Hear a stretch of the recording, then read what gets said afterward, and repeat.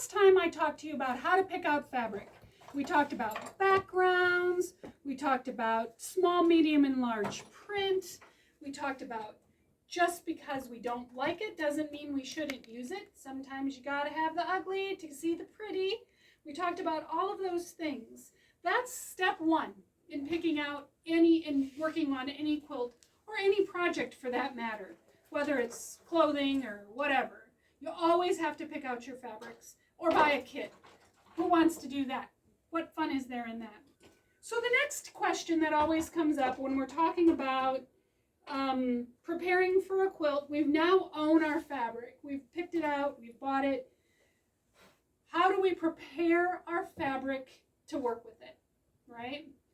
So basically, to wash or not to wash. The question is huge. It's like, what's the meaning of life in quilting? Personally, I wash nothing. So I have some tips for you today. I'm not telling you that that's the answer. I'm telling you that's my choice. The choice is always going to be yours, but today I'm going to give you the pros and the cons of each so you can make an educated decision on if you're going to wash or not wash. The first thing you need to consider is the quality of your fabric. Is your fabric all from a quilt shop with quilt shop quality fabric? Or is some of it from Walmart, Joann's, or mom, grandma, from the 80s and the 90s that you're incorporating?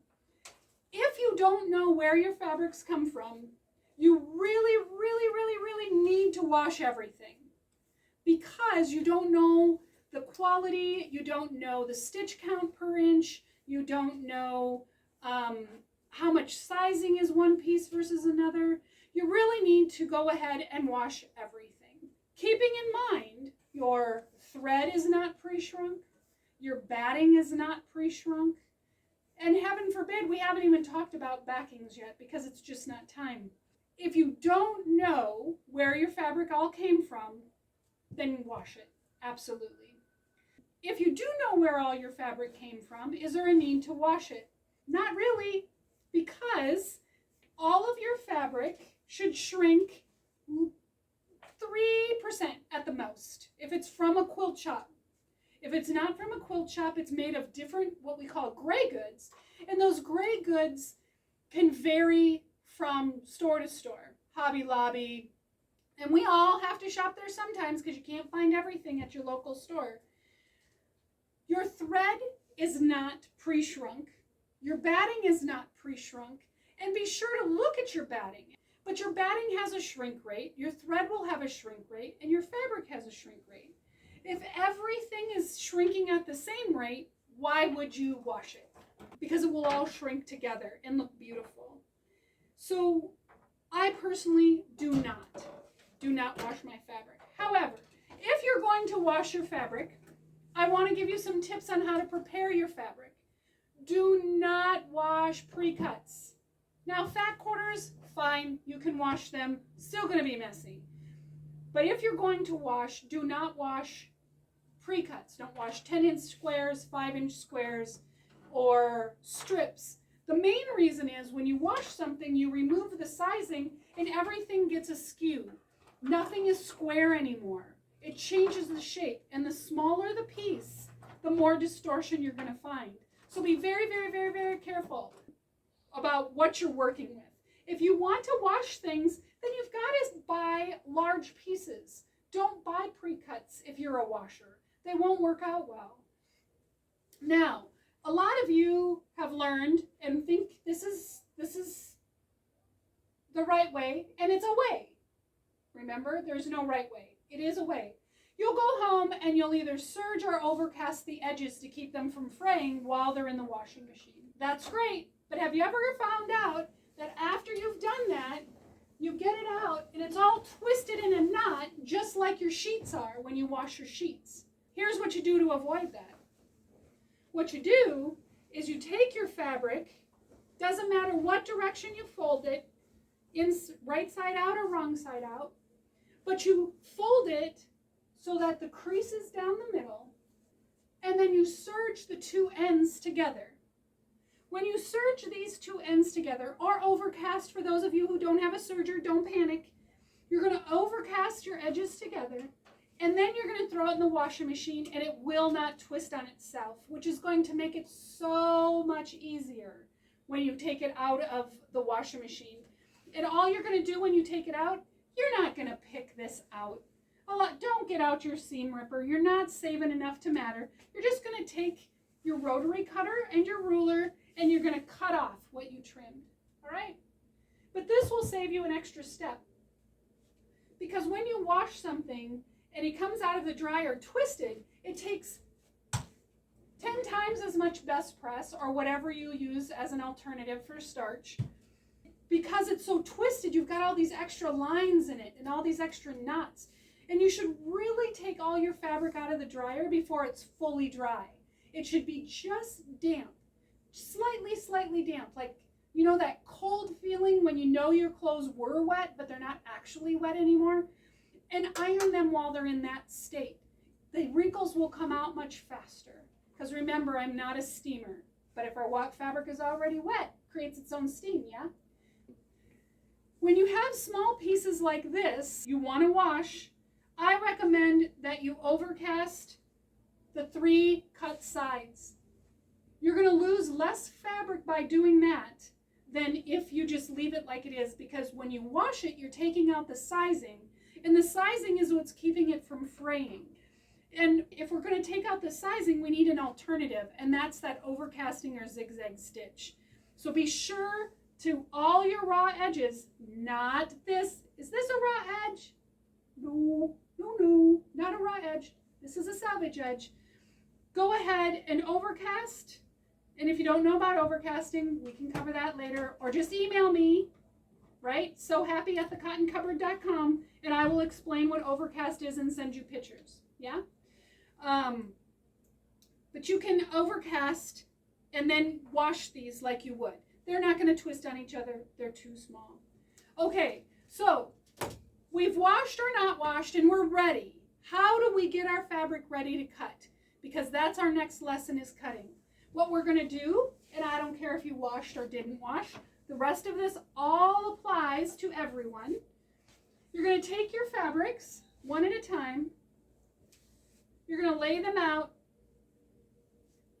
You are going to use, I use Best Press. It's what we sell. You can buy it on our website if you choose to. We can ship it to you, whatever works for you. You can use anything, vodka and water. It's a 5-to-1 ratio, 5 water to 1 vodka. That is, you can do that. It's the starch in the vodka, because vodka is made from corn. It's made from potato. So that's what we want. You can also buy, I think there's some other ones like Flatter. I don't know. I don't carry those. I don't know why. I've always loved Best Press and still do. So let's iron our fabrics. We're going to spritz our fabrics. We've got our iron on high. Got me a new iron, new Panasonic iron. I love these things. And we are going to iron, not press. I'm ironing. Ironing is to apply pressure and motion simultaneously. We need to get all those wrinkles out so we don't have distortion when we cut. Yes, I know I'm annoying. We're going to flip it over. We're going to spritz it again. And we're going to iron.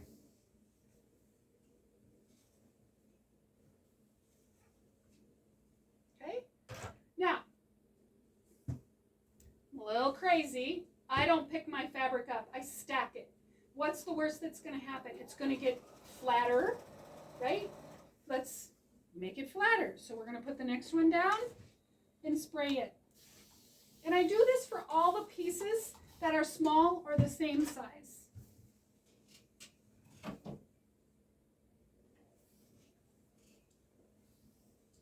Ironing, not pressing. We'll get to the pressing later.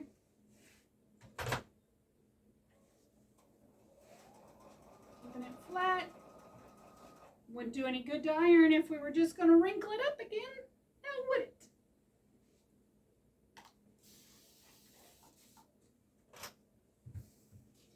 Okay, so as we finish ironing, we're going to hang them. We don't want to recrease them. So we want to take a hanger and we want to clip our fabrics.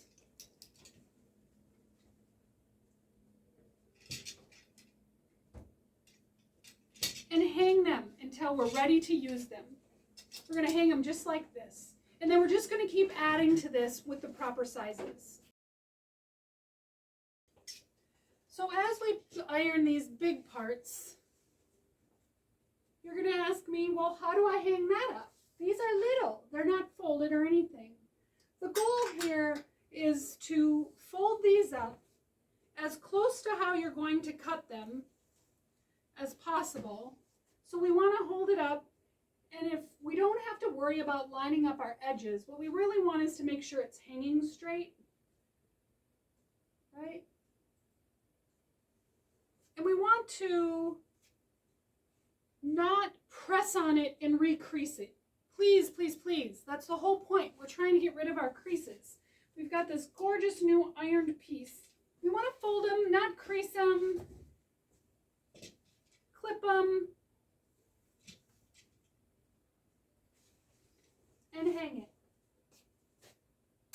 All right?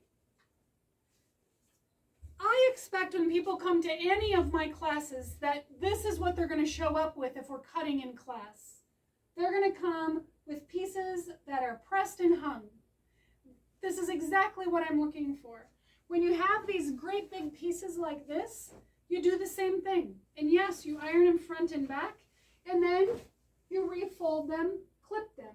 If it's too long, you can fold it back on itself and clip it again. What you don't want is to put creases in that you've worked so hard to get out, all right? So prep your fabric properly and it will make our cutting so much easier. I'm gonna see you when we cut next time. See you later.